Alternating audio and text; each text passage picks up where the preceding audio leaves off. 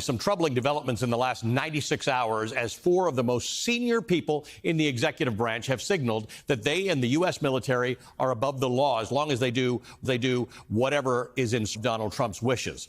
This isn't hyperbole. On Tuesday, the U.S. surveilled a boat until it entered international waters and then conducted a military strike on that boat. The administration says the boat was carrying drugs from Venezuela, with the final destination for those drugs being the United States. The administration claims 11 people were on board, people it describes as narco-terrorists. Importantly, those people were not given a chance to surrender. They were apparently identified, determined to be guilty, sentenced to death, and killed with no court of law, no administrative tribunal, no authorization of the use of military force. The administration has not offered any evidence to back up any of its claims about the boat or its occupants or what it was carrying. We're all just meant to take their word for it. As for legal justification for the shocking use of military force, it's been astonishing in its flimsiness and seeming disregard for both domestic and international law. Instead of interdicting it on the president's orders, he blew it up. And it'll happen again. It's a war. It's a war on killers. It's a war on terrorists. We're not just going to hunt for drug dealers with the little fast boats and say, let's try to arrest them. No, the president has said he wants to wage war on these groups. President Trump is willing to go on offense in ways that others have not been. It won't stop with just this strike. Anyone else trafficking in those waters who we know is a designated narco-terrorist will face the same fate. I mean, the legal authority, and I want to talk about these kids, is that there are people who are bringing literal terrorists who are bringing deadly drugs into our country, and the President of the United States ran on a promise of stopping this poison from coming into our country. Hey, here's the thing. Drugs are bad. Drug dealers are bad. Terrorists are bad. You know what else is bad? Unchecked power. Use of our military without proper authorization. The determination that people should be subject to death without due process of law outside of willing participants in a war. And what's also bad is conducting extrajudicial killings of foreign citizens via military strikes in international waters, with the legal justification being a campaign promise, according to the vice president. Quote, Trump is willing to go on offense in ways that others have not been, end quote, says the defense secretary. Who cares if the reason no one else is willing to do it is because it's illegal? We're going to blow them up instead of arresting them and trying them in a court of law because we're waging war, says the Secretary of State. Again, let's be clear. Drugs are bad, drug dealers are bad, terrorists are bad. But there has been no declaration of war from Congress. None has even been asked for. We used to have debates over presidents conducting military strikes or going to war about whether Congress needed to be consulted before or after. And usually those debates had something to do with imminent threats with super high value targets, not a boat in the Caribbean. We're now simply skipping over all of that because Donald Trump decided that we'll skip it. The administration is betting that most Americans won't care if this is all against the law because we've got no affinity to the people who died in that boat. Seems unlikely anyone's going to take to the streets to defend drug smugglers. As Rubio also said this week, quote, these are not stockbrokers. These are not real estate agents. I wish we had some proof of that. From allegation to action, guilty as charged, case closed, due process be damned. During the signing of a paper that pretended to rename the United States Department of Defense to the Department of War on Friday, Pete Hegseth read a poem of sorts in which he said explicitly that the rule of law is no longer primary. At your direction, Mr. President, the War Department is going to fight decisively, not endless conflicts. It's going to fight to win, not to lose. We're going to go on offense, not just on defense. Maximum lethality, not tepid legality. Violent effect, not politically correct. We're going to raise up warriors, not just defenders. We're going to set the tone for this country. America first, peace through strength, brought to you by the War Department. We're back. Maximum legality, not tepid maximum lethality, not tepid legality. Violent effect, not politically correct. It's not quite Lin-Manuel Miranda, but those were his exact words and wording, brought to you by the brand new War Department. Vice President of the United States went even farther yesterday on social media, writing, quote, killing cartel members who poison our fellow citizens is the highest and best use of our military, end quote. To which a user pointed out, quote, killing the citizens of another nation who are civilians without any due process is called a war crime. The Vice President didn't at that point take the advice and just walk away. He responded, quote, I don't give a shit what you call it. Wow. We talk a lot about war crimes here on Velshi, committed both in the past and in the present, in places like Ukraine, Sudan, Gaza, Israel. And now the vice president says he's okay with America committing war crimes. Vice President of the United States, the defense secretary, the secretary of state, they're softening us up for more. Is it now a stretch to go from the extrajudicial killing of another country's civilians, so-called narco-terrorists, to doing something similar to Americans whom the administrations deem bad without due process? And it is going farther. Yesterday, the president posted on social media this AI-generated image threatening military action in Chicago, depicting himself as Robert Duvall's character from the Vietnam War movie Apocalypse Now and rebranding it as Shypocalypse Now, with military helicopters flying in the back of him and a city on fire. Along with that quote, Chicago about to find out why it's called the Department of War.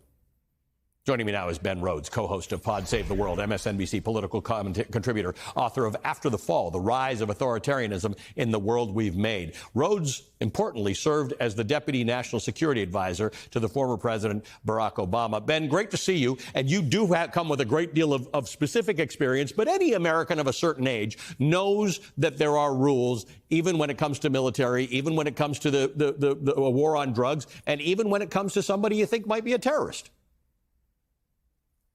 Yeah, I mean, they're very clear domestic and legal rules for when you use force like this, right? I mean, there were debates in the Obama years, which you kind of alluded to there, Ali, about the targeting of al-Qaeda with drone strikes. Now, those are important debates to have, but the reality is that Congress had passed a law authorizing the use of military force against al-Qaeda in self-defense after September 11th. And so that was the domestic legal basis. And then that is the basis that the United States made internationally its argument that we are in a war of self-defense against al-Qaeda that attacked us on September 11th. Now here, we see no effort. It's not like they're putting out a legal basis that has holes in it. There's no effort to put forward any legal basis under U.S. law or national law of why you can just randomly choose to blow up a boat this far away from the United States international waters. We saw Donald Trump say that this speedboat was somehow driving 1,000 miles to the United States. We know nothing about the people who were on this boat. We've heard them called terrorists, which is what authoritarians always call their enemies, but we don't know what terrorist activities these people were engaged in.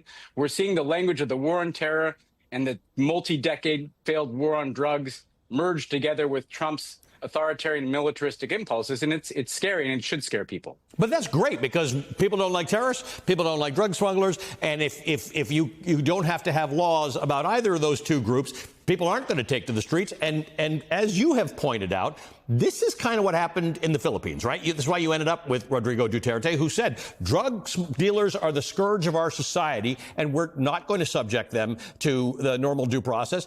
Tens of thousands of people were killed by authorities in the Philippines, some of whom might have been drug dealers, some of whom might have been jailed for their entire lives. Nobody got a trial. Yeah, no, and Duterte is sitting in The Hague right now, being prosecuted for war crimes because of the extrajudicial killing of alleged, in his view, drug dealers or users. I do want to say, though, Ali, Americans don't like terrorists. Americans don't like cartels. There are other things Americans don't like. They don't like endless wars. Donald Trump promised us that he was going to end these wars. He promised his supporters that he was going to be the guy that put an end to the forever wars that the United States is fighting. Now, we've already seen him expand those wars. We've already seen him bomb Iran. And now we see him bringing forever war tactics to our own hemisphere. And if you really think, if he's committed, as Pete Hegseth said, to, quote unquote, defeating this drug infusion in the United States, you really think that's something that's going to be achieved on a short-term time frame? How many boats are going to be blown up? And we've seen where the logic of this kind of thinking goes, Ali. Well, the drugs are actually coming from Venezuela, and Nicolas Maduro is the president of that country. And they've already said that they see him as kind of the leader of the cartel. They don't even explain their basis for that. We could end up in a war with Venezuela, Yes, which is a really big country, where Maduro has been recruiting millions of people to resist an American invasion. We could have this kind of militarized presence in Latin America again, and maybe Donald Trump really does want to take over the Panama Canal. We know that war gives presidents greater powers. We know that this government has argued under the Alien Enemies Act that we are at war with Venezuela, and that is the basis for deporting people to a gulag in El Salvador. So we could see them weirdly use the war with Venezuela or Trinidad or Nicaragua or whoever they say we're at war with as the basis for seizing more power here at home to deport people. Yes. Wake up. This is what they've been telling us they're going to do. This is what they are doing.